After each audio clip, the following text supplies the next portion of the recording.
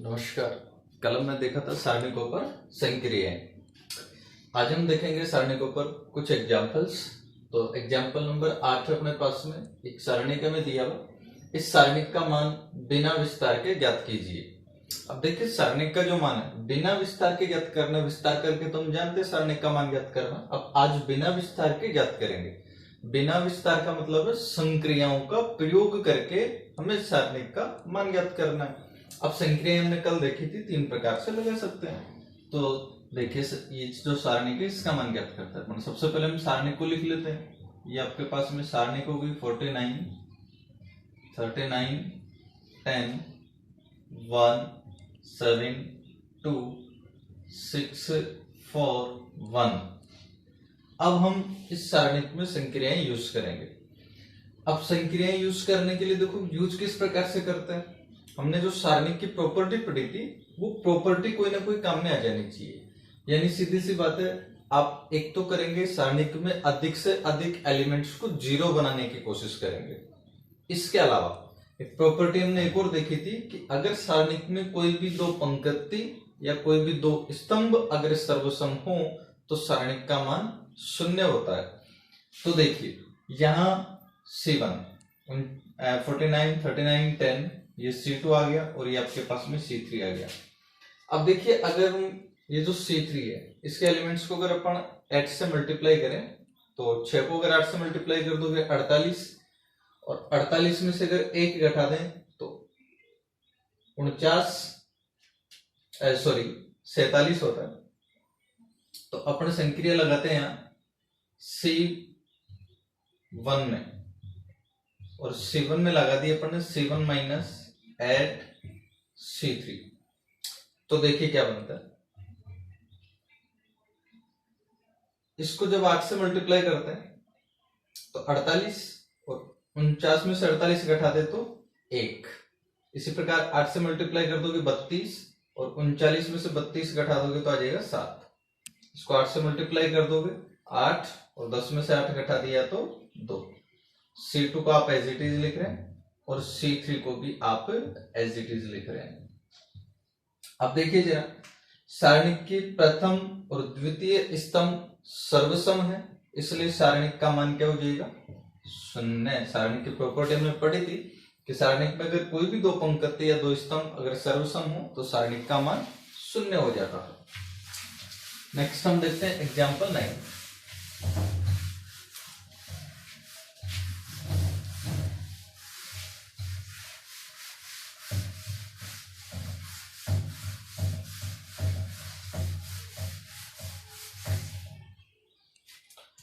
तो next example 9 है। यहां भी हमारे पास में एक सारणिक है 1, 1, 1, A, B, C, B plus C, C plus A plus B। तो सारणिक का मान बिना विस्तार के ज्ञात कीजिए। तो देखिए सारणिक में अपन इसमें संक्रिया लगाते हैं। हमने यहां पर संक्रिया लगा दी C3 में। C3 में संक्रिया लगा दी हमने C3 प्लस C2। तो अब देखिए क्या बनेगा। तो C1 में आपने कुछ नहीं किया, पहला जो स्तंभ इसको एज इट इज लिख लोगे तो 1, 1, 1। C2 को भी आप एज इट इज लिख लोगे तो A, B, C। C3 में आपने संक्रिया लगाई है C3 प्लस C2, तो ये C3 है, इसमें C2 को जोड़ के लिखेंगे तो B प्लस C में A जब जोड़ देंगे तो आ जाएगा A plus B plus C। इसी प्रकार से C प्लस A में अगर B जोड़ देंगे तो A plus B plus C, और इसी प्रकार से A प्लस B में अगर C जोड़ देंगे तो A plus B plus C। अब हम यहां से देख सकते हैं कि सारणिक का जो तीसरा स्तंभ है इसमें से A plus B plus C आ जाएगा कॉमन। तो अब हम A plus B plus C को कॉमन लेंगे, और इसको जब कॉमन लेंगे तो बचेगा 1, 1, 1। ये तो एज इट इज जाएगा पहले स्तंभ। दूसरा स्तंभ आपके पास आ जाएगा एज इट इज, और इसमें से A plus B plus C आपने कॉमन ले लिया तो बचेगा 1, 1, 1। तो 1, 1, 1। अब हम देख सकते हैं सारणिक के दो स्तंभ, पहला और तीसरा सर्वसम है, इसलिए सारणिक का मान हो जाएगा 0। तो a प्लस बी प्लस सी सारणिक का मान बन गया 0, और a प्लस बी प्लस सी को 0 से मल्टीप्लाई कर दोगे तो ये आपके पास में जाएगा 0। नेक्स्ट एग्जाम्पल नंबर 10 देखते हैं।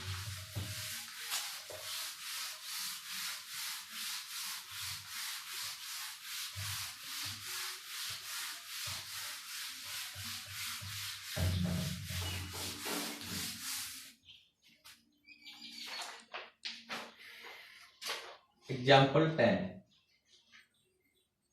एक सारणी के अपने पास में a minus B, B minus C, C minus A, m minus n, n minus p, p minus n, x minus y, y minus z, z minus x। तो सारणिक का मान बिना विस्तार के ज्ञात कीजिए। देखिए भाई, अगर हम देखें यहां ध्यान से तो इन तीनों एलिमेंट्स को अगर जोड़े तो 0 बनता है, इसी प्रकार से इन तीनों एलिमेंट्स को अगर जोड़े तो 0 बनता है, इन तीनों एलिमेंट्स को अगर हम जोड़े तो 0 बनता है। इसलिए हमने संक्रिया लगा दी R1 में संक्रिया लगा दी अपन ने R1 plus R2 plus R3।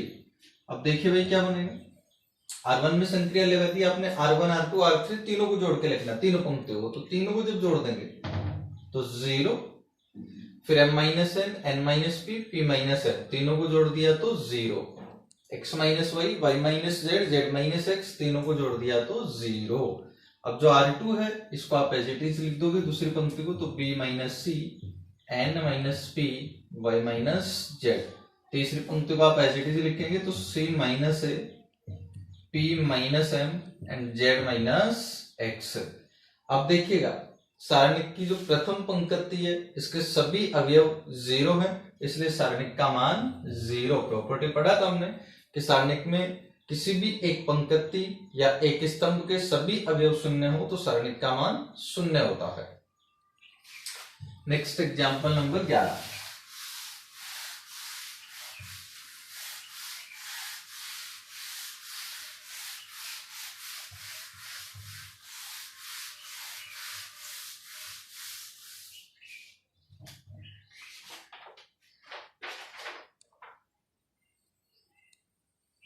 Example 11, सिद्ध कीजिए।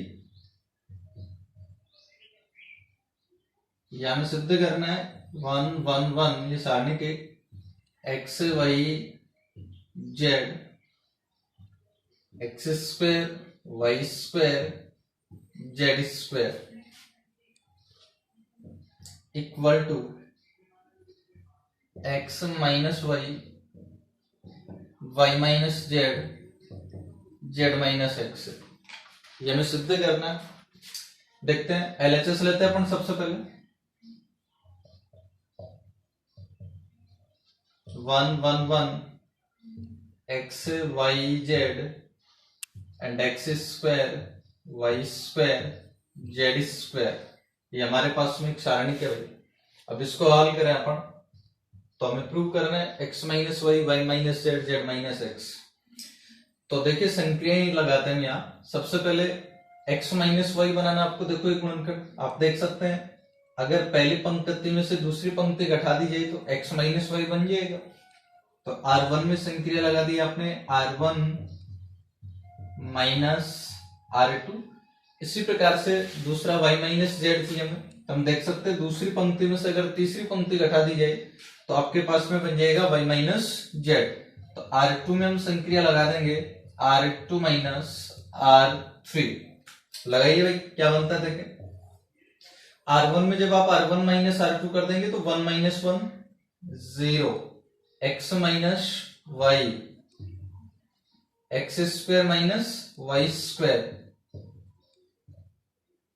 नेक्स्ट R2 में आपने लगा दिया R2 माइनस R3, तो 1 minus 1 0, y minus Z, Y square minus Z square.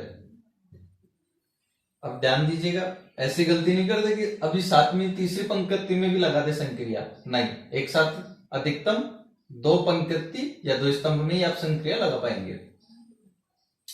तो 1z स्क्वायर। अब इसको अगर हल करें अपन तो ये अपने पास में आ जाएगा, देखो ये तो 0 बन गया, ये x माइनस वाई बन गया, और ये है X square minus Y square. इस X square minus Y square का गुणनखंड अगर आप करते हैं तो x minus Y into X plus Y बनेगा। तो पहली जो पंक्ति इसमें से x माइनस वाई आ जाएगा कॉमन। अब आपको यहाँ x माइनस वाई नहीं दिख रहा, इसका मतलब ये नहीं कि कॉमन नहीं है, कॉमन ले लेंगे अपन यहां से, और x माइनस वाई को कॉमन लेने का मतलब यहाँ आपको x माइनस वाई नहीं दिख रहा था, तो 0 को डिवाइड कर दोगे आप x माइनस वाई से, और 0 बटा x माइनस वाई 0 रह जाएगा। यहाँ 1 बचेगा x माइनस वाई को कॉमन लेने पर, और यहाँ x प्लस वाई बचेगा।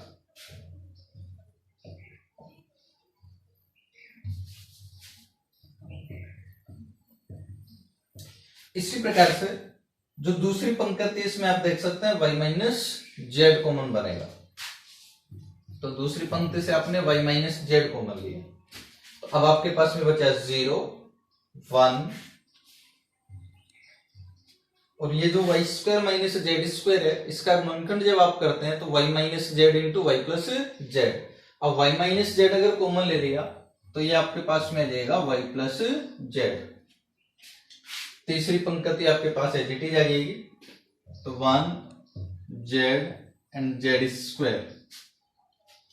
और अब देखिए हम देख सकते हैं पहली जो स्तंभ है इसके दो एलिमेंट 0 हो चुके हैं, इसलिए आप इस सारणी का प्रथम स्तंभ के अनुदिश प्रसार कर देंगे। तो अब आप करेंगे प्रथम स्तंभ के अनुदिश प्रसार।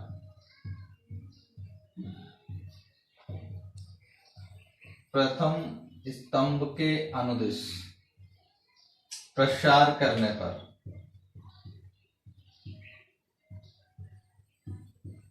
प्रथम स्तंभ के अनुदिश प्रसार करने पर देखिए भाई ये अपने पास में ऑलरेडी थे x minus Y Y minus Z, और अब प्रथम स्तंभ के अनुदिश जब प्रसार करेंगे तो सबसे पहले 0,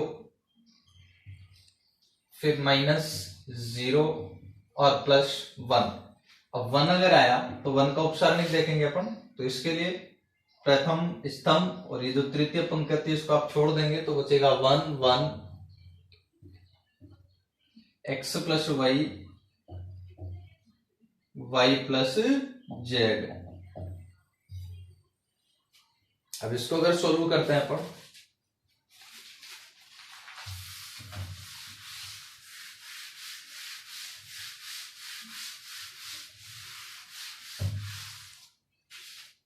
तब ये आ जाएगा x minus Y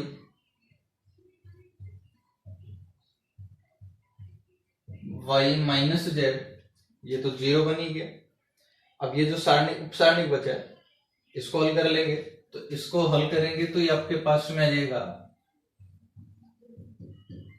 y plus Z, और फिर माइनस 1 को जब मल्टीप्लाई करेंगे x प्लस वाई से तो ये आ जाएगा x प्लस वाई, और इसको सॉल्व कर दें तो x minus Y Y minus Z, यहां y से y कैंसिल हो जाएगा तो बचेगा z माइनस एक्स। ये आपको सिद्ध करना था। Next example 12।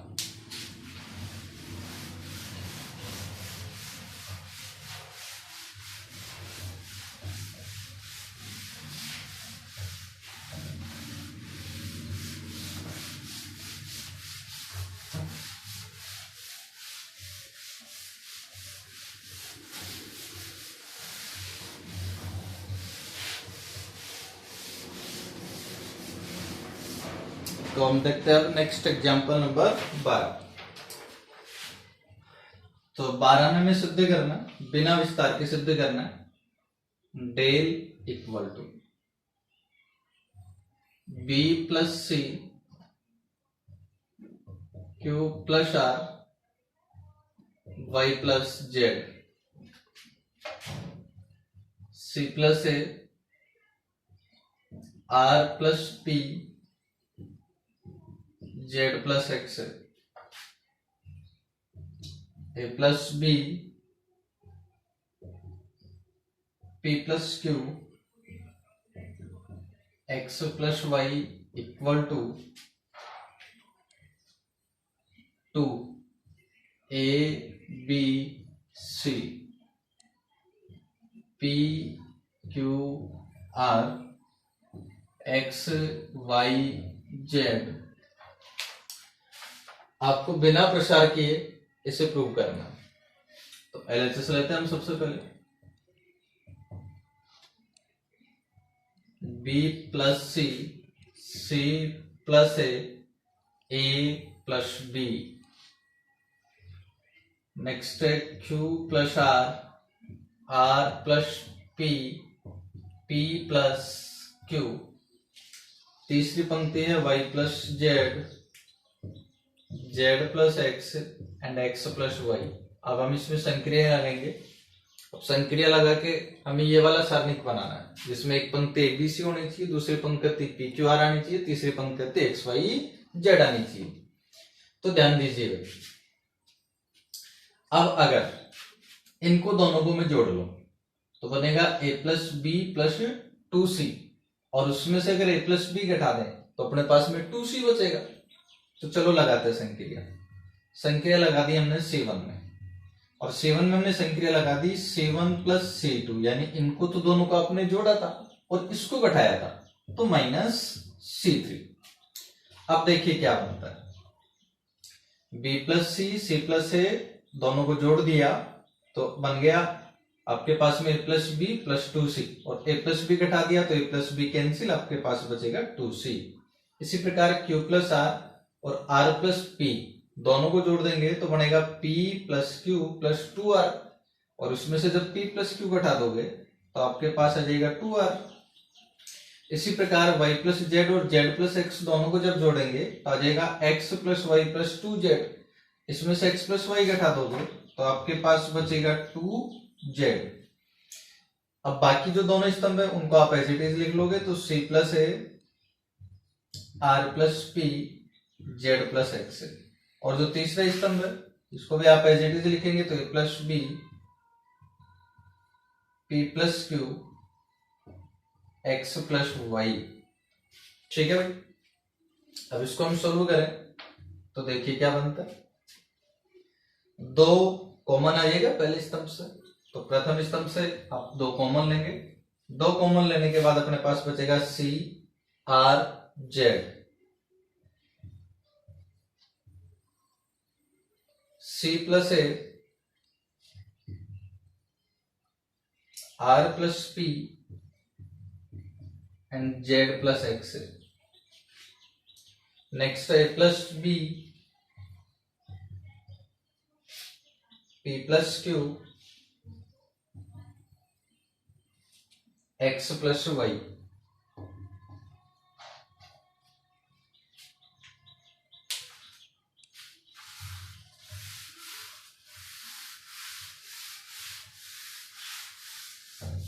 अब देखिए आगे हल करें इसको तो ध्यान दीजिए, हमें ये वाला सारणिक बनाना था, दो आपको मिल ही चुका है। और इस सारणिक का जो तीसरा स्तंभ था वो था सी आर जेड। हमें पहला स्तंभ मिल गया सी आर जेड, इसको तीसरा तो हम बना देंगे बाद में। अब इसकी बात कर लेते एक बार, तो ये जो दूसरा स्तंभ है अब संक्रिया लगा देंगे अपन C2 में। C2 में लगा देंगे C2 माइनस 7, तो देखिए क्या बनेगा।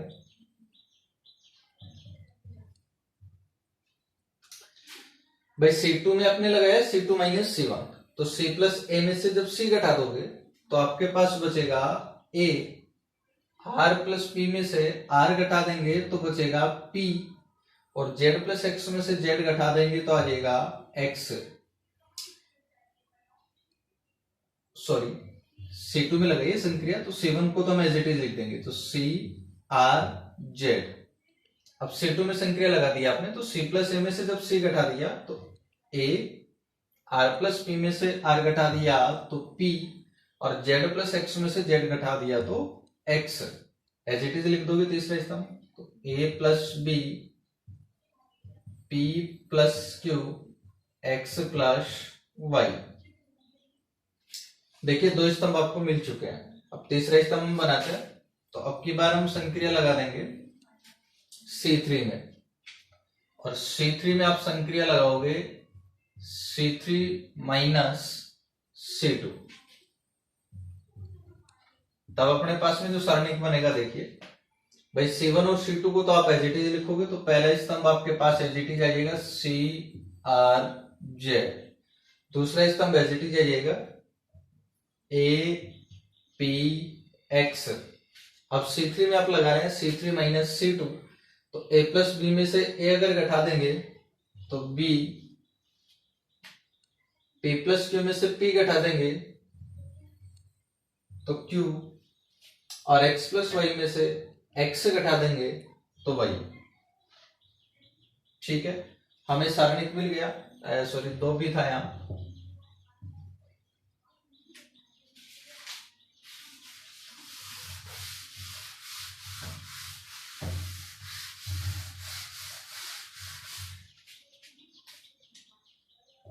इसको हल करते हैं तो 2, और अब देखिए CRZ तीसरा स्तंभ है जबकि इसमें पहला है, तो हम संक्रिया लगा देंगे C1 इंटरचेंज C3, C1 और C3 को इंटरचेंज कर दो, विनिमय कर दो, यानी C1 के स्थान पर C3 लिख दो और C3 के स्थान पर C1 लिख दो। और प्रॉपर्टी हमने पढ़ा था सारणिक का, कि सारणिक में जब कोई भी दो पंक्ति या दो स्तंभों का विनिमय करते हैं तो सारणिक का मान परिवर्तित रहता है लेकिन उसका चिन्ह बदल जाता है, इसलिए अपन यहाँ लगा देंगे माइनस। अब जो तीसरा स्तंभ है इसको पहला बना देंगे अपन, तो आ जाएगा BQY, दूसरा एज इट इज रहेगा तो APX, और ये जो पहला है इसको हम बनाएंगे तीसरा तो CRZ। अब देखिए बन गया क्या, तीसरा स्तंभ मिल गया आपको। अब ये दोनों स्तंभ आपस में चेंज है तो इनको भी दोनों को बदल दो। तो अब आप संक्रिया लगा दोगे C1 इंटरचेंज C2, C1 और C2 दोनों को बदल देंगे। फिर से हम जानते हैं कि सारणिक में दो पंक्ति या दो स्तंभ का जब विनिमय करते हैं तो सारणिक का चिन्ह बदल जाता है। तो अब की बार अब हो जाएगा माइनस माइनस प्लस, तो ये आ जाएगा 2, और इनको दोनों को बदल रहे हैं तो जो दूसरा स्तंभ था उसको तो पहला बना दोगे आप लोग, तो APX, और जो पहला था इसको दूसरा बना दोगे तो BQY, और तीसरा आप एज इट इज लिख दोगे तो CRZ। ये हमें सिद्ध करना था। धन्यवाद।